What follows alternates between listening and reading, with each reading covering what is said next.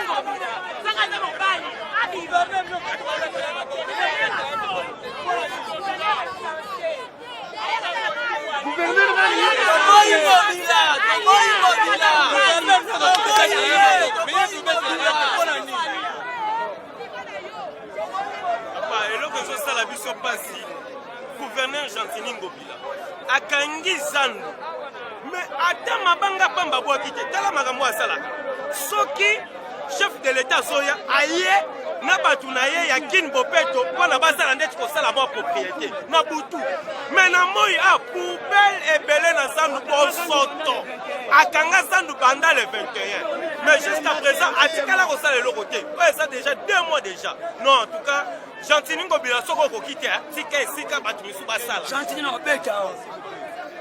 J'aimerais parler quelque chose. Abi d'abord, lorsque le gouverneur de la ville de Kinshasa, il a fermé les marchés centrales. D'abord, il devait seulement faire l'étude de faisabilité. Parce que jamais au recul, au Kangelo, pour ça que ça, l'étude de faisabilité. Moi, je suis un ingénieur.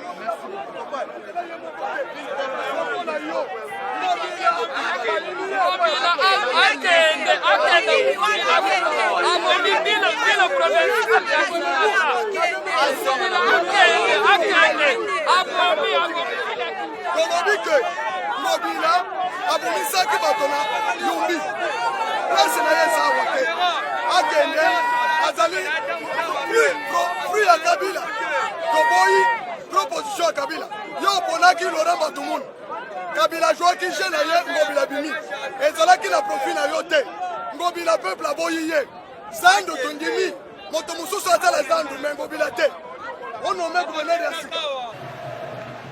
Et voilà, c'est la sortie du chef de l'État.